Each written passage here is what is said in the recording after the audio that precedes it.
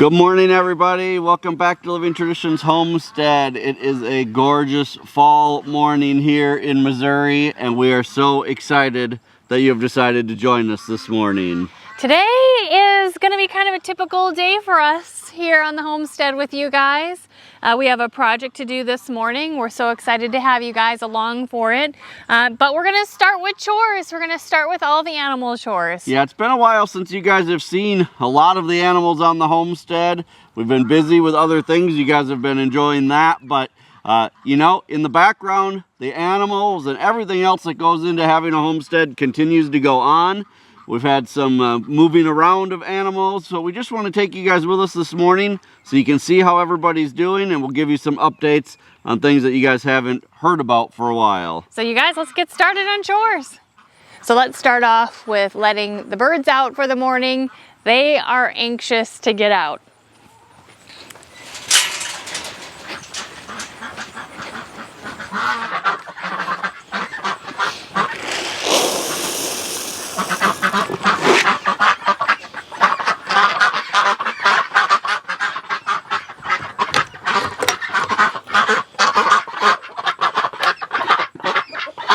Morning, ducks, and a couple silkies.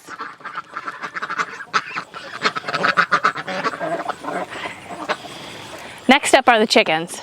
Now we have a mixed flock right now of two different breeds of chickens. Both of them are dual purpose chickens that we are using for eggs as layers. And then they're also a meat breed as well. So our plan is to keep a nice size flock so that we are always in a good supply of eggs, but we can incubate those eggs and hatch them and raise their offspring for our meat chickens.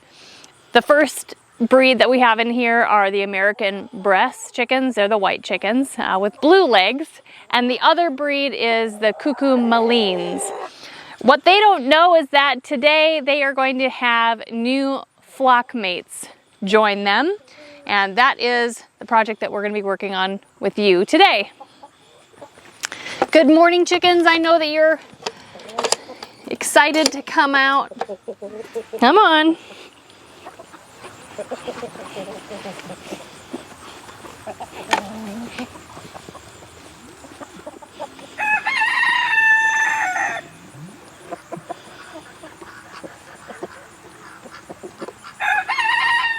We also have a small flock of silky chickens, silky bantam chickens.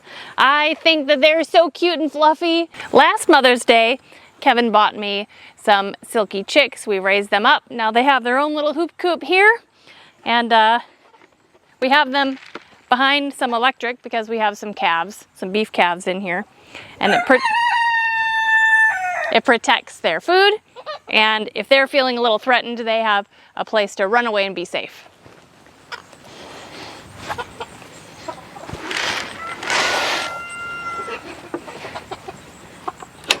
Good morning, Silkies.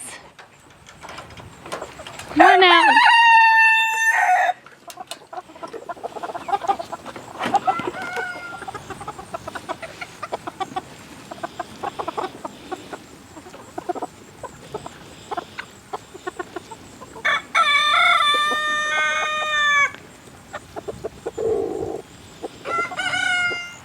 Up here in what we call our barn lot, we currently have 3 calves.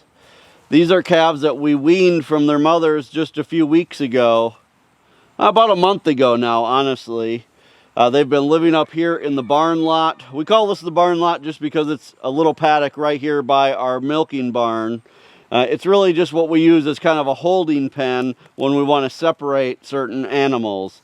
So they've been up here in this barn lot for about a month now, and actually I think the plan is going to be to next week take them to our local livestock auction and sell them off. So that's the plan for these calves. They were born here on the homestead earlier this spring. They're growing out really well, but it's time for them to leave.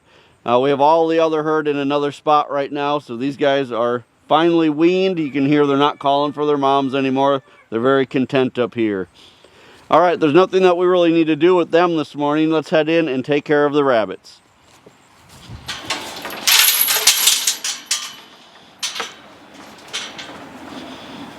So these are our breeding rabbits. Right now we have 3 does and 2 bucks. We just recently bred them, so we don't have any babies right now. But all of our breeders stay in here in cages up off the ground because it's really the safest for them, especially when they're having babies. They're well protected from the weather here, and they're also well protected from predators. Our morning chores with rabbits are pretty simple these days. This time of year, they're still all on water bottles. During the winter, we use rubber bowls like this, but right now it's not freezing yet, so we can use water bottles.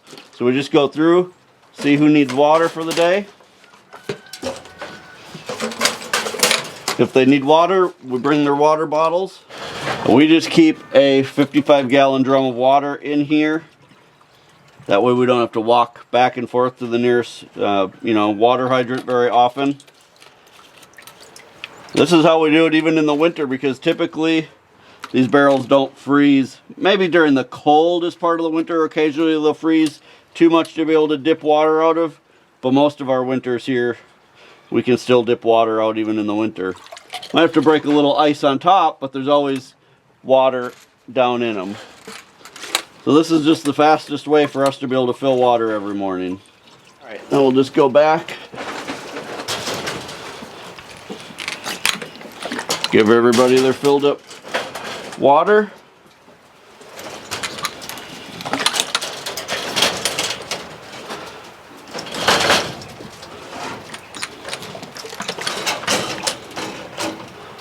And then for feed for the rabbits, we just keep 1 bag of feed at a time in here in a metal garbage can so the mice and things can't get it.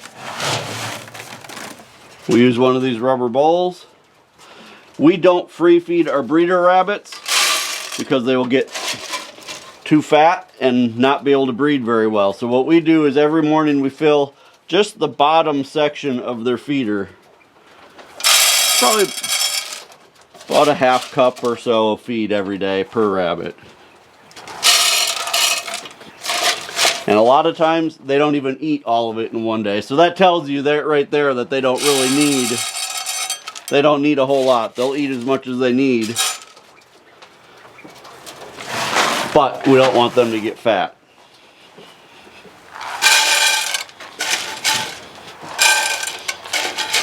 And that's all we do with the rabbits every day. I also, in this same room, the same part of the barn, have some quail that I'm growing out. These are actually ready to process. I've just been too busy to process them. Quail are pretty simple to take care of every day too. I just give them 1 feeder full every day.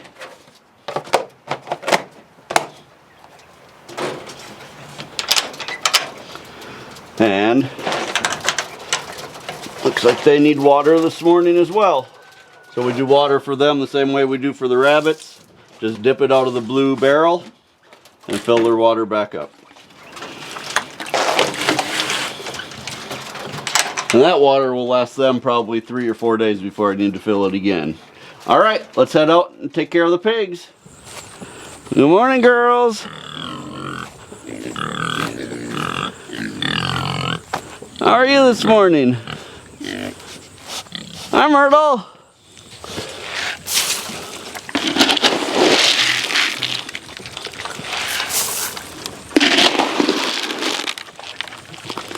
Everybody hungry this morning? Well, the pigs are doing well here in their new pen. They have been very happy. Everybody has learned how to drink out of their new barrel waterers. You can see Linda is doing well after having her piglets last summer. Myrtle's always doing well. She's always fat and happy.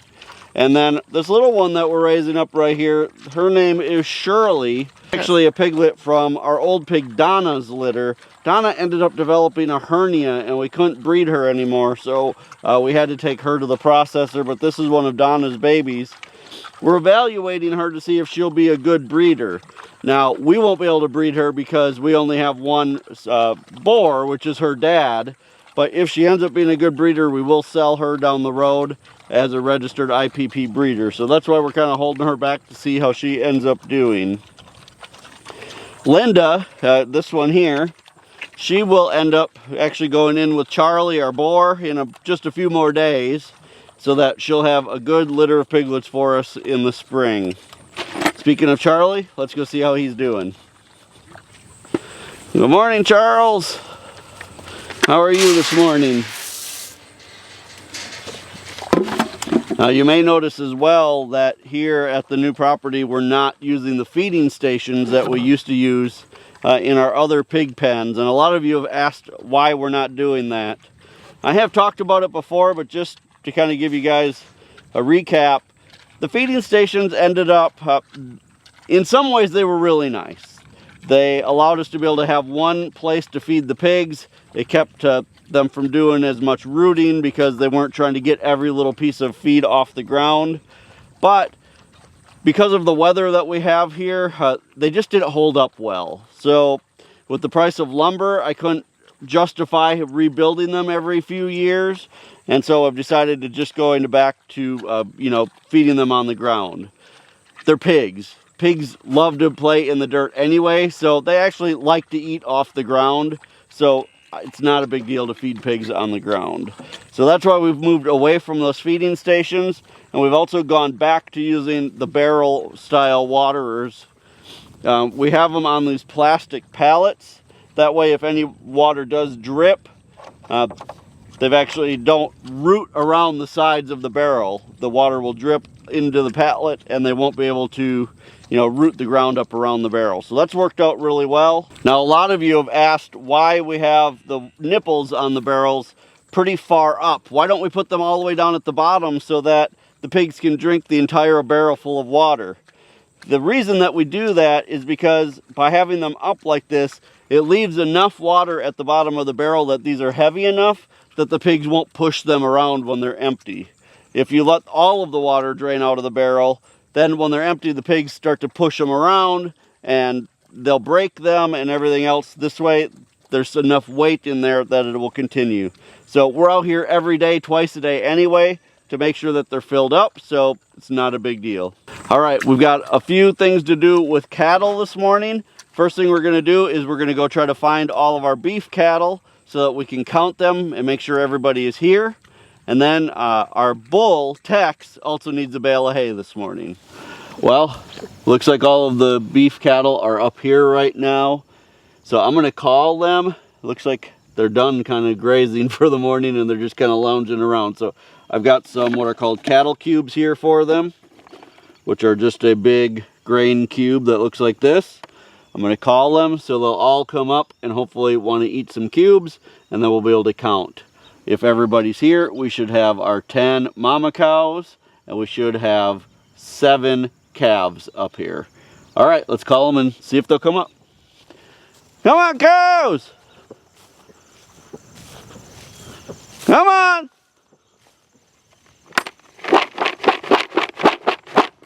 There we go. Go on.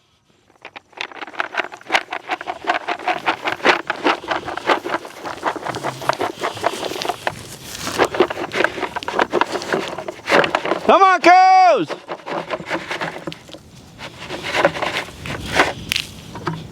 Well, looks like they were excited about those. We'll give them a few minutes for everybody to come up and then we'll start counting. So they're all starting to come up. They're excited to get these cubes because this is a real treat for them. We don't give them cubes very often. The only time we ever give them cubes is when we want to do something like this today, where we want to get them all into one spot and count them. Or in the winter, sometimes we'll give them cubes if we're feeding hay, because it kind of distracts them while we get their hay bale out. But in general, our cows are all 100% grass fed, so this is a real treat for them. All right, let's start trying to count everybody and see who's here. Now 1, 2, 3, 4, 5, 6, 7, 8, 9, 10 cows. One who apparently decided it wasn't worth the effort to come get cubes. She's just laying down over there. All right, let's try to count calves. 1, 2, 3, 4, 5, 6. I see 6. Let's look for number 7. All right, I found the 7th calf. Originally only 6 of them came up. The other one is kind of down the hill a little ways over here. Probably just resting, but I'm going to go take a walk down there just to make sure. She's also our youngest calf. She was born actually about 6 weeks after the next closest one, so she's quite a bit smaller than everybody else yet. So let's go take a look and see how she's doing.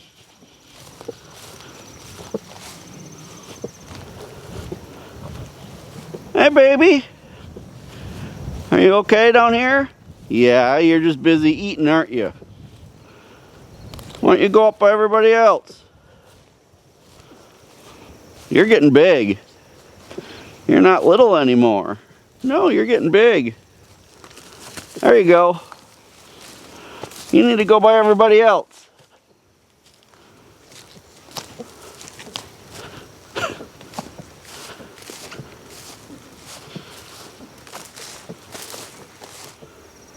So just as I suspected, she was fine.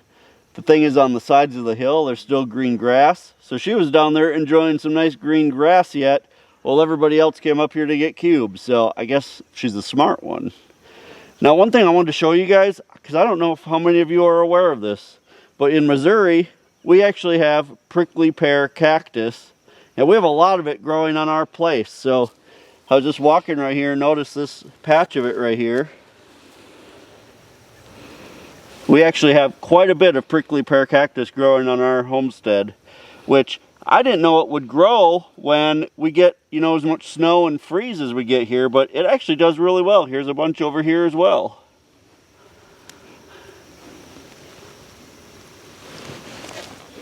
A funny story, when we first moved to Missouri, I had no idea there was cactus in Missouri. And so we were out hiking one day on a nature trail. This is before we even moved here.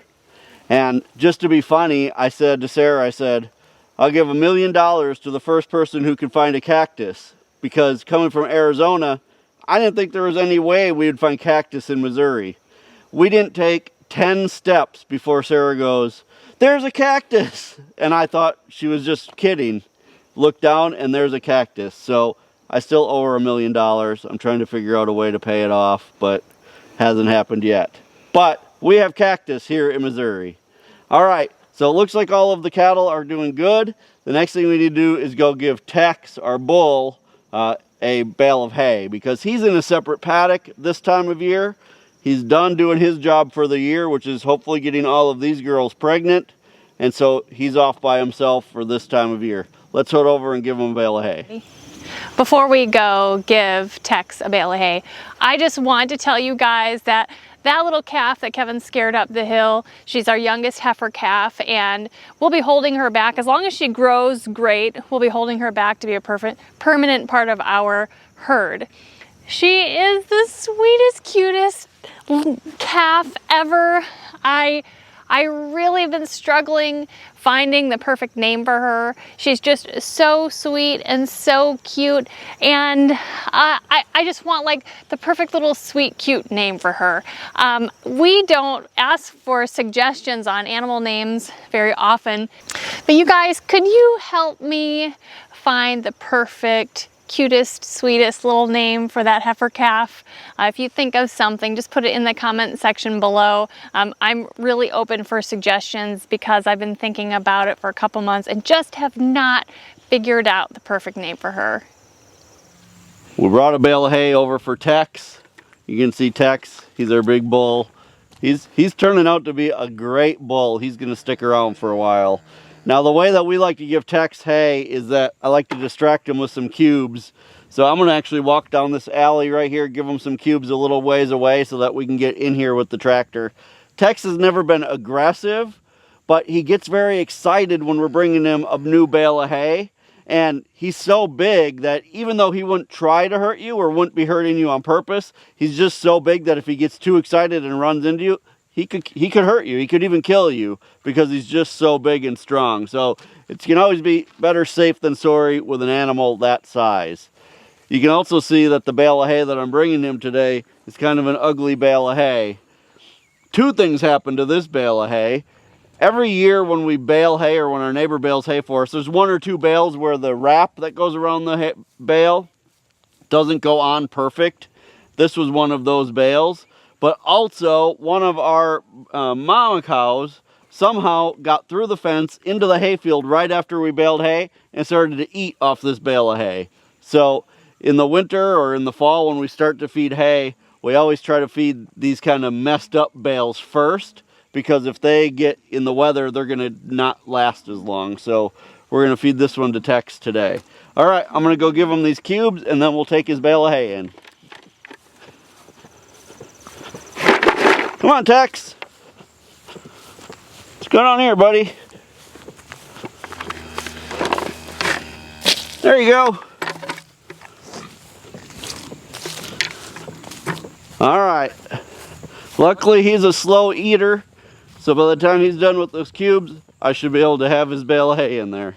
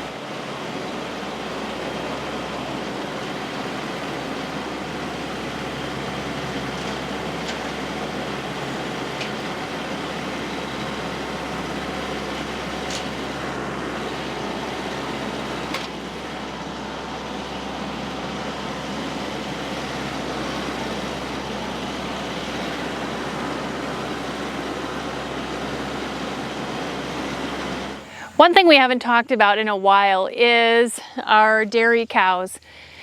This is Rose, our dairy cow here. This is her heifer calf. She's actually just a full heifer now. Her name is Babe. We actually have a third cow. Actually, it's a steer back here. This is going to be our steer, our meat for the next go round when we need to take a steer to the butcher. We haven't talked with you guys a lot in a long time about these guys. There's not a whole lot going on. We have had Rose dry for quite a while now so that we could get through the summer, the busyness of us moving from one place to another, having the house delivered and all that kind of stuff.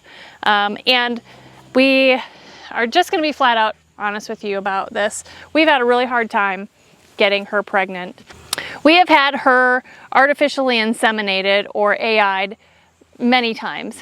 We started shortly after she had her calf and they haven't taken. We've wanted to continue doing AI with Jersey semen because we want her to continue having Jersey calves. We want to be able to sell Jersey heifer calves as part of our business plan. So we have not given up on her yet.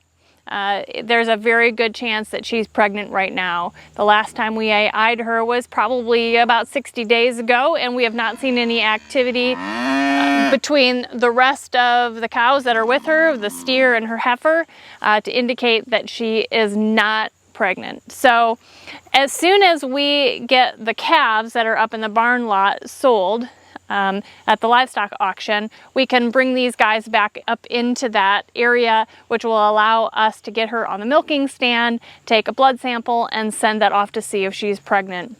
We also plan on AIing Babe soon to get her going in that process. It's just been not high on the priority list for us while so many other things were going on. We do still believe that having a dairy cow on the homestead is very important for us, and we continue to work toward that.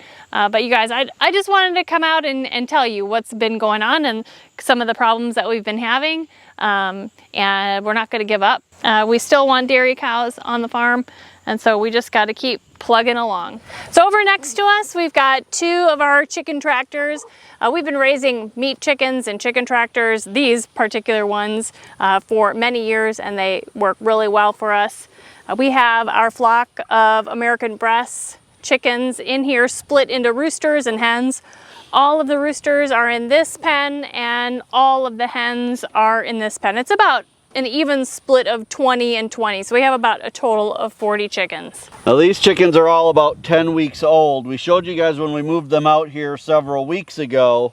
Originally they were living in the workshop as chicks. Then as they got older, we moved them out here to live in our orchard area in the chicken tractors.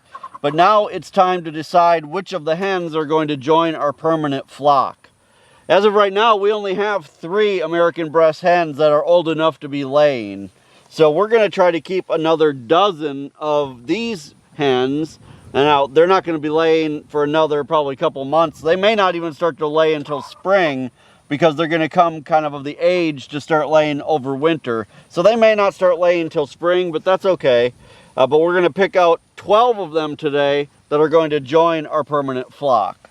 The remaining hens, we actually have somebody from our church that's going to be buying the remaining hens, and at least one rooster, maybe a couple or a few roosters to join the rest of the flock, and maybe for them to raise up for meat as well. Our intention for the remainder of the roosters is to raise them up to, full-size meat chickens and process them for the freezer. Now, for those of you who aren't familiar with the American Bresse Chickens, this is a breed that we started raising last spring. We have always raised the Cornish cross chickens as meat chickens, and to this day, I firmly believe that the Cornish cross will give you the most meat in the quickest amount of time for the least amount of money. I don't think there's a bird on the planet that will replace the Cornish cross in those categories. The major downside to the Cornish cross is that you can't have them reproduce on your own farm. They are a hybrid chicken. There's certain crosses that need to take place, and you just cannot mimic that in a homesteading situation. The American Bresse chicken, on the other hand, is a heritage chicken. They were originally from France. They were imported into the United States. In France, they're called the French Bresse chicken. In the United States, they're called the American Bresse chicken. And they grow very fast, not quite as big as the Cornish cross, but they grow very fast. They get to what we consider a butcher size in about 16 weeks. And they also start to lay eggs at about 16 to 20 weeks, which is faster than just about every other standard breed of chicken. We have really enjoyed them. We've had an opportunity to raise a very small batch, which we still currently have. That first batch, like Kevin said, only ended up having 3 hens, had quite a few roosters, right, which we have raised out a while ago, butchered right, them, tasted them. They were fantastic. Right, go back and watch that video if you want to see how they looked once they were dressed and how they tasted. So we have been very pleased and are so happy to continue raising them as eggs, layers, and for meat as well. Now going forward, our plan is to not be raising them in tractors like this. This is kind of a temporary thing right now. As you know, several years ago we built what we call our chicken moat. It is a double fence that runs all the way around our orchard and garden area here. It's about 900 feet long, so it's 6 feet wide and about 900 feet long. Currently we have it divided into 2 halves, and we have our ducks on one half and we have our chickens on the other half. But what we've realized over time is that neither of them really utilize their entire half. So we've decided we're going to actually divide it into half again. So we're going to divide it into fourths, and we're going to build 2 more hoop coops so that we can always have a flock of just roosters that we're raising for meat, and they will have a quarter of the chicken moat to be able to free range in that section. The other quarter will be so that we can have basically 2 batches going at a time, but we don't need to be adding young roosters to older roosters. We'll always have hopefully 1 free section that we can be moving new birds into. So those are all the reasons why we've pretty much switched over from raising primarily Cornish cross chickens, meat chickens, to the American Bresse, which will also replace our egg layers, or have replaced our egg laying flock. So now is the time that we're going to pick out 12 of these hens. Well, they're technically pullets right now. 12 of these pullets. We're gonna make those decisions based on size, leg color, and we think we're gonna pick the best that we can for our farm here and introduce them into our current laying flock. Yeah, one thing that we'll be looking for, Sarah just mentioned, is leg color. The American Bresse chickens are a red, white, and blue chicken. So they're mostly white, they have a red comb, but they have blue legs. If for some reason they don't have blue legs, which some of them do end up with yellow legs, those we don't want to keep. We don't want to use those as breeding stock because that isn't how they should look. So if any of them have yellow legs, they will probably end up being processed with everybody else. Right. So we'll pick out ones that have blue legs, and we'll only sell ones that have blue legs. So that's kind of the criteria that we're looking for right now. We're going to try to pick out 12 of them that look like they're the biggest, the strongest, and they have blue legs, and we'll go from there. That one looks big right there.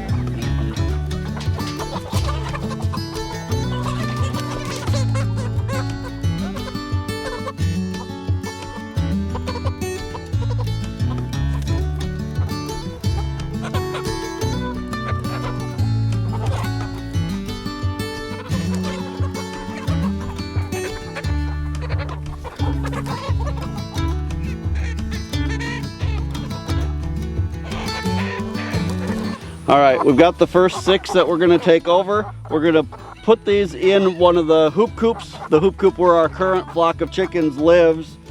We've locked them out right now, so these guys can go in the hoop coop and kind of get acquainted in there, and then we'll let the rest of the flock in later.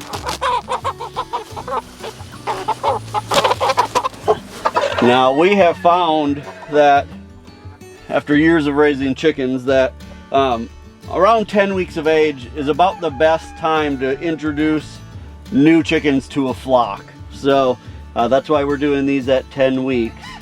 Ideally, we would do this at night. We would introduce them at night when the other flock was already perching. We would just kind of add these in here on the perches. 2 reasons we didn't do that. The first is because we wanted to bring you guys along and we can't record after dark. The second reason, though, is because we want to be able to evaluate these during the day to be able to see which ones we wanted to keep.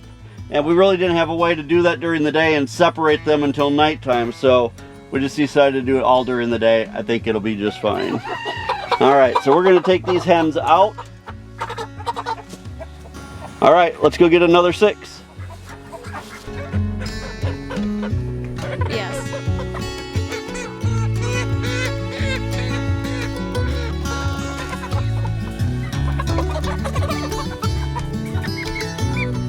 Scott.